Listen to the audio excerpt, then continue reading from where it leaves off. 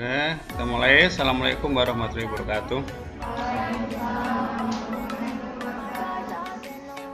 Baik, hari ini kita akan membahas bagaimana cara mengentry penyesuaian ya. Nah, di sini kita mulai dari transaksi nomor 26 ya. Kalau 25 kemarin udah ini ya, transaksi 25.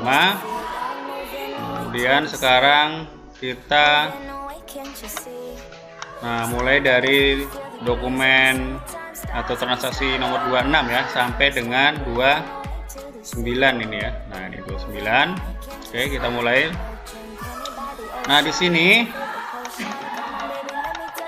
ada soal, nah ini ya, bukti memorial. Jadi kepada teknisi akuntansi, ini tanggal, kalau penyesuaian biasanya tanggal 31 semua ya di sini ya. Ini nomornya. Jadi ada data penyusutan aktiva tetap ya bulan Desember 2019 yaitu building ya. Building bangunan ya dan equipment peralatan sebesar ini 250.000, yang ini 300.000 ya. Jadi di sini untuk mempersingkat waktu jawabannya udah saya siapkan ya. Jadi oke, kita lihat di sini. Cara entry-nya kalau kemarin kan sales di sini gitu ya, penjualan, purchase, terus apalagi kemarin. Kalau ini di akun banking ya. Nah, di sini kalau penyesuaian, nah ini kita masuk ke sini ya. Modul account. Kemudian klik di sini record journal entry. Nah, di sini tanggalnya tanggal berapa ya. Kalau ini kasus ini kan 2019 ya. Nah, nanti tinggal ubah aja memonya apa. Nah, di sini nanti dua-duanya harus kita isi nih, baik kredit ataupun debitnya ya. Jadi agak beda. Ya, oke. Ini jawabannya udah saya siapkan biar mempersingkat waktu ya. Nah, di sini untuk yang nomor 1 ini ada building sama equipment, berarti nanti ada 3 ya, 3 akun ya. Ada 3 akun. Nah, di sini seperti ini. Jadi ini generalnya dimasukin dulu. Ya, general jurnalnya yaitu kodenya yang ada di sini tadi nih.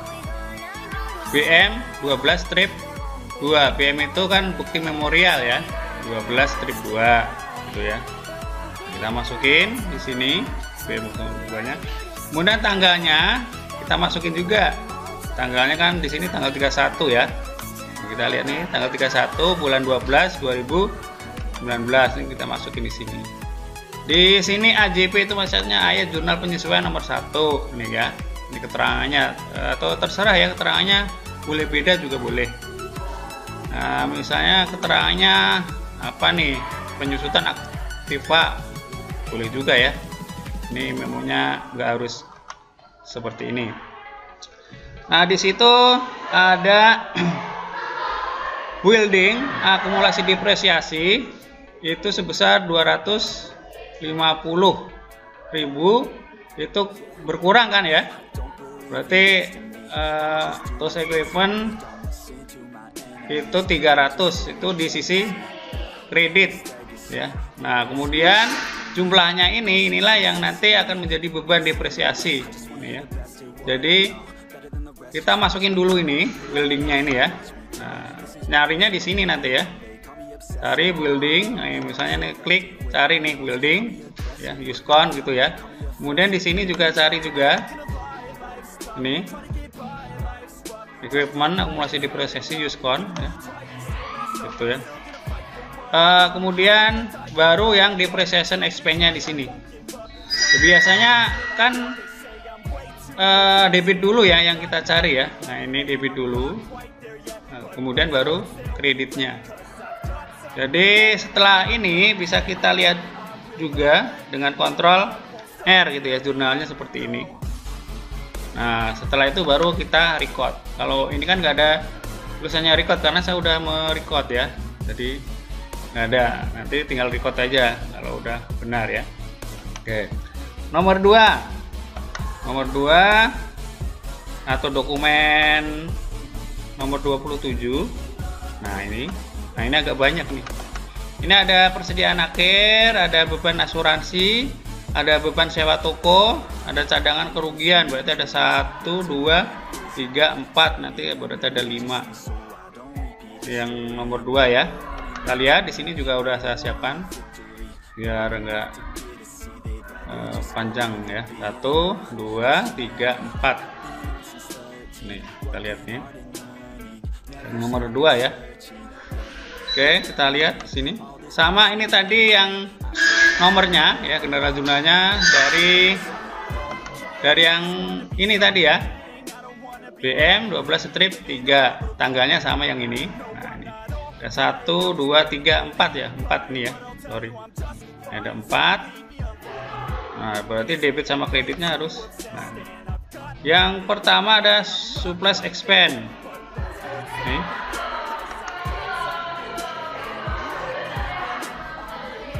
Surplus expense ya. Persediaan akhir surplus senilai 4.000 gitu ya.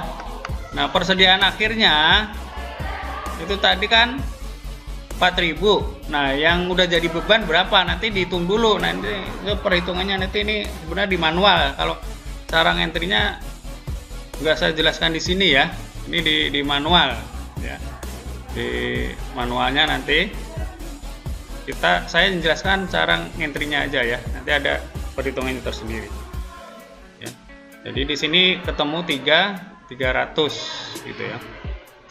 Kemudian surplusnya ini berkurang otomatis ya. Gitu. Kalau yang di sini itu maksudnya kan persediaan akhir, maksudnya persediaan masih segini. Jadi nanti ada perhitungannya sendiri ya. Awalnya berapa? Nah, nanti itulah yang udah kepake, itulah yang nanti akan menjadi expense-nya atau bebannya. Ini ketemunya segini atau nanti dihitung ya, nanti ada perhitungan tersendiri. Kemudian ada nomor 2 itu ada beban asuransi. Nah, ini nggak usah ngitung kalau ini ya. Ini kan udah beban asuransi yang sudah kadaluarsa. Ini 2.500.000.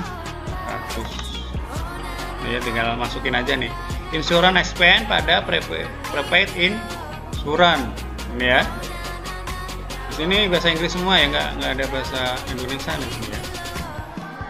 Jadi kamu harus tahu nih maksudnya nanti ke apa gitu ya. Beban asuransi ya. Kalau asuransi kan insurance ya. Kalau beban tinggal expense aja ya. Nah. Nih, prepaid insurance ya. Ada asuransi dibayar di muka nih. Kemudian ini ada nomor 3.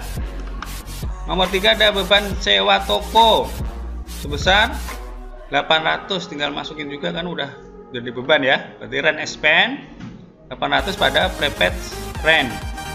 Gitu ya. Ini 800. Kemudian ada bad debt expense atau cadangan kerugian. Nah, nanti nih ya.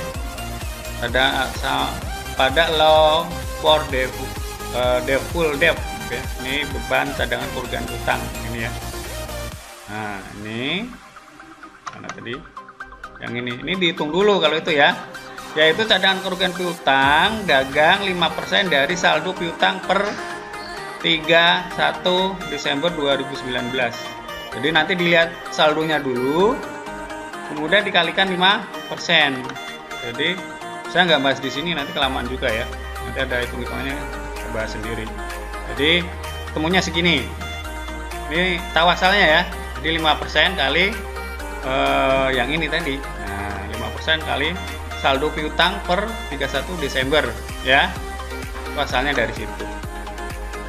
Jadi perhitungannya nggak saya bahas di sini. Ini cara ngentry-nya aja. Jadi kalau penyesuaian, jadi dua-duanya harus di entry di sini ya, baik ya debitnya dan kreditnya. Ini kan ada 4 tadi. Nah, kalau udah bisa kita lihat dengan tekan Ctrl R seperti ini ya. Nah, kalau udah benar tinggal direkod. saya udah merekod sekali lagi, saya nggak ada tampilan record yang di sini, jadi tampilan oke aja ya. Paham ya, ini untuk yang bukti penyesuaian nomor 2. Caranya seperti itu entry-nya. Jadi intinya dua-duanya harus di entry, baik yang kredit atau yang debit. Gampang ya. Yang lain juga sama nih. Oke. Kemudian 28 ini transaksi 28. Nah, ini telah diterima rekening koran dari Bank BCA ya. Nah, ini per tanggal 31 Desember ya. Menunjukkan informasi sebagai berikut. Ada interest revenue ya, ada bank service stop ya. Ini dapat bunga nih segini ya, 4 juta nih bunganya ya. Nah, kemudian ada administrasi bank sebesar ini. Berarti nanti yang diterima perusahaan kan berarti bunganya berapa dikurangi administrasinya. Nah, itulah nanti yang diterima ya sama bank. Ini juga udah saya siapin jawabannya, panjang lebar lagi ya. Caranya ya tadi sama ya. Oke, caranya nanti di modul account, terus record journal entry. Nanti kan ada seperti ini kan. Nah, nanti tampil seperti ini kan. Nanti sama, baik debit dan kreditnya di entry ini sama tadi, nomornya nomor berapa, tanggalnya, memonya nggak harus seperti ini ya. Kalau saya kan AJP 03 gitu, maksudnya jurnal penyesuaian AJP itu saya singkat. Nah, di sini, nah kita lihat di sini soalnya. Nah, ini interest revenue ini sama bank service charge. Ini adalah beban administrasi bank. Nah, ini ya, besar 360.000. Nah, interest revenue-nya, nah ini dapatnya segini ya, 4 juta. Nanti yang diterima perusahaan di saldo banknya adalah ini ya. Nah, dapat bunganya ini ya, bunga bank, terus dikurangi dengan ini dapatnya ini ya. Jadi interest income-nya sebesar ini ya. Kemudian ada administrasi bank sebesar ini, nanti yang diterima perusahaan ini. Kalau udah di entry bisa kan Ctrl R. Nah, seperti ini ya. Atau nanti ininya dulu boleh nih ya, 4 jutanya dulu, terus kasih banknya di sini juga bisa. Nah, terserah ya, nggak harus gini. Pokoknya intinya interest income-nya kredit sebesar ini, kasih banknya sebesar ini, yang service charge sebesar ini gitu ya. Maksudnya ini kan saya ini terus ke sini ya, maksudnya debit kredit gitu. Kamu jadi satu juga boleh. Paham ya? Kalau udah dilihat jurnalnya, nah seperti ini. Kalau udah benar tinggal di record. Oke.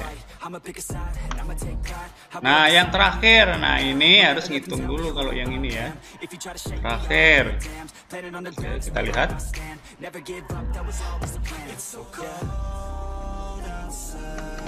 Nah, ini ada oleh karena pencatatan PPN income dan PPN outcome ya sesuai daftar faktur pajak standar, maka akun tersebut dapat segera ditutup saldonya. Nah, ini PPN outcome bisa dilihat nanti di laporan ada ya, PPN outcome-nya berapa, income-nya berapa gitu kan. Yang harus ngitung dulu adalah ini, hitung pajak penghasilan PPh badan dengan ketentuan dasar pengenaan pajak tarif, nah sebesar 25% ini. Nanti labanya berapa tinggal kali ini ya. Nah, makanya kan ada laba sebelum pajak. Nah, nanti ketemu laba sebelum pajak berapa nih nanti kali ini. Tinggal kali ini. Nah, ini saya udah siapkan juga jawabannya. Nah, ini ya. Oke. Nah, ini PPN outcome-nya ketemu ternyata segini ya. PPN income-nya segini. Berarti besaran outcome-nya ya. Maka di sini adalah PPN, selisihnya adalah PPN payable. Ya. Nanti kalau di PPN outcome-nya lebih kecil daripada PPN income ya, misalnya di sini kebalik nih, di sini 59, di sini 83. Berarti nanti di sini adalah PPN receivable gitu ya, bukan payable. Paham nggak maksudnya ya? Nanti bedanya cuma di situ aja nih, hutang sama piutang gitu ya. Maksudnya ada lebih gitu ya. Ngerti kan maksudnya? Jadi kalau nanti di sini lebih kecil daripada yang sini, nanti di sini munculnya adalah PPN receivable gitu ya, bukan payable. Karena di sini lebih besar, maka di sini ketemulah PPN payable. Kemudian, nah ini yang disuruh ngitung ini. Nah itu tadi dikali saja dengan yang penghasilan bruto atau penghasilan sebelum pajak ya. Dikali labanya berapa, dikali 25%, ketemulah ini income tax expense. Nah, ini income tax payable, karena di sini kan masih jadi hutang kan, karena ini kan belum dibayar kan, baru dihitung ini berapa. Nah, maka di sini masih jadi income tax payable. Saya ini untuk jawaban yang ini. Kali lagi nanti cara penjelasannya tentang PPN ini ya di manual ya, gitu ya. Saya menjelaskan yang cara ngentry-nya aja di sini. Oke.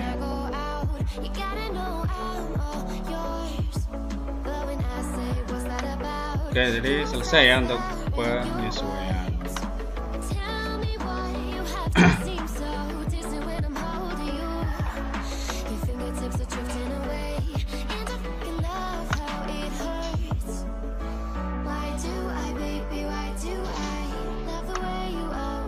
Baik, kita lanjut ke laporan keuangan ya. Tadi penyesuaian udah saya jelaskan. Nah, bagaimana cara menampilkan laporan keuangan ya. Gampang ya. Jadi tinggal di sini ya, cara menampilkan laporan keuangan di sini, report ya. Nah, tinggal masuk aja di sini ya. Nah, di sini ada semua. Kamu mau lihat jurnal juga ada di sini, buku besar, laporan keuangan juga ada di sini ya. Kalau jurnal kan tadi bisa ditampilkan lewat sini juga bisa ya, ini tadi ya transaksi jurnal ya, gitu ya. Nah kemudian dari sini juga bisa ditampilkan ya. Nah jadi untuk menampilkan laporan keuangan, kamu masuk ke tadi apa, report di sini, klik di sini. Nah ini ada banyak pilihan ini, ada balance sheet ya. Jadi kalau mau menampilkan laporan balance sheet ya, kamu tinggal masuk ke sini aja nih. Tahunnya tahun berapa, kalau kamu tadi 2019 ya di sini 2019. Ini kebetulan sebagai contoh saya 2013 ya. Nah, display. Nah, kan tampil seperti ini ya. Sama kalau angkanya, kalau tahunnya aja nih yang beda ya. Nah, ini sudah tampil nih ya. Nah, ini untuk balance sheet-nya. Kemudian untuk laporan keuangan di sini ya, mau pakai yang akrual atau yang spreadsheet ini ya, atau multi ini ya. Nah, biasanya yang dipakai ini ya, tinggal display aja di sini. Nah, ketemu laporan keuangannya. Nah, ini ya. Biasanya yang ditampilkan adalah dari 1 Januari ya, atau biasanya 2 bulan seperti ini. Nah, ini ketemu ya labanya sebesar ini. Ini yang tadi ini interest expense, bank dan sebagainya ya.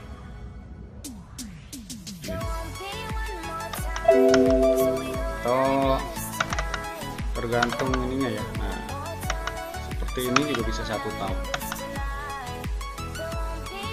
Tapi kalau per bulan biasanya dari November tadi ya, karena sama kan transaksinya ini kan cuma 1 bulan aja kita latihan soal kan, ini sama. Mau setahun mau 2 bulan sama ya. Jadi kalau di latihan soal cukup dari November aja di sini. Ini udah tampil display seperti ini. Kemudian apalagi nih? Balance sheet udah, profit udah, ada laporan arus kas di sini di banking ya. Kita lihat di sini ada statement of cash flow. Ini arus kasnya tinggal di display. Nah, ini akan tampil seperti ini. Gitu ya. Bagaimana cara menampilkan? Nah, ini juga bisa ditampilkan ya. Ini kan ada transaksi jurnal nih, kas disbursement, ada kas receipt jurnal. Jadi jurnal penerimaan sama pengeluaran bisa juga kita tampilkan di sini. Nah, ini jurnalnya ya. Yang penerimaan juga bisa kita tampilkan. Nah, kemudian jurnal apalagi, penjualan juga bisa kita tampilkan di sini. Transaksi jurnal ya. Nah, ini jurnal penjualan dan ini receivable ya, penerimaan piutang di situ ya. Nah, tampil semua. Nggak hanya jurnal dan laporan, buku besar juga bisa kita tampilkan ya. Seharinya di sini adalah General Ledger. Kalau buku besar ya, di sini ada General Ledger. Sorry. General Ledger 11. Coba saya ambilkan di sini ya. Oh enggak deh. Not receivable pre-conversion. No, dia nggak mau dikonversi dia ya.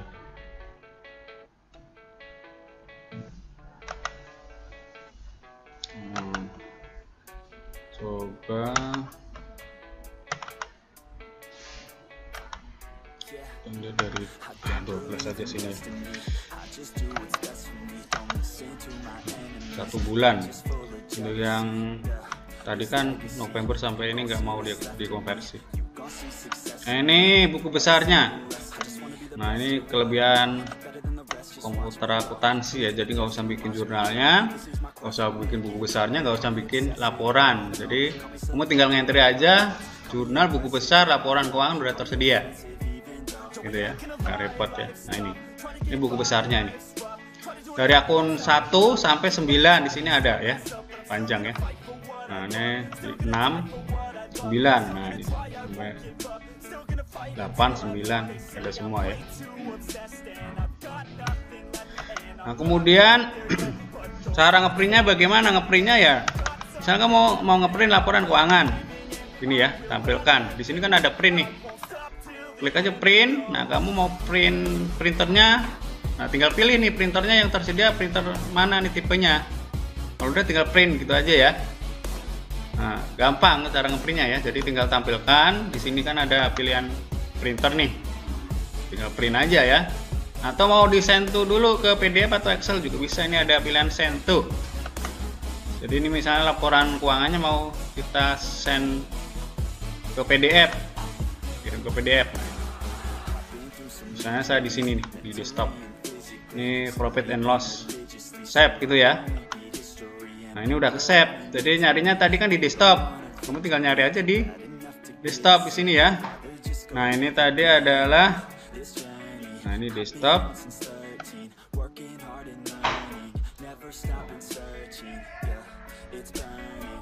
Coba, nah refresh. Nah, ini ada ya.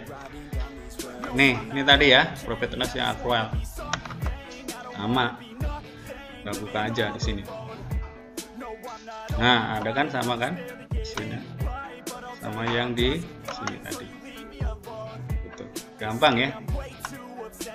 Nah, ini untuk yang 1 bulan. Ini kan ini nih, 22 dalam kurung ya. Kita lihat di sini sama ya. Nah, jadi seperti itu. Kalau misalnya yang kita close dulu di sini. Ini yang mau ditampilkan tadi, yang biar ketahuan. Nah, di sini ya, ada tentang labanya, display dari November sampai dengan Desember, ketemu labanya. Tinggal send to. Ini ada Excel ya, ada mail. Kalau Excel nanti formatnya akan berubah ya, seperti ini. Ini biasanya langsung tampil, berubah seperti ini ya. tapi angkanya sama, formatnya berbeda. Jadi kalau mau ngubah-ubah format bisa dikirim ke Excel dulu. Ini Excel ya, gampang ya. Jadi kamu udah bisa seharusnya, jadi udah bisa penyesuaian, terus menampilkan laporan juga udah bisa. Oke. Jadi caranya seperti itu ya.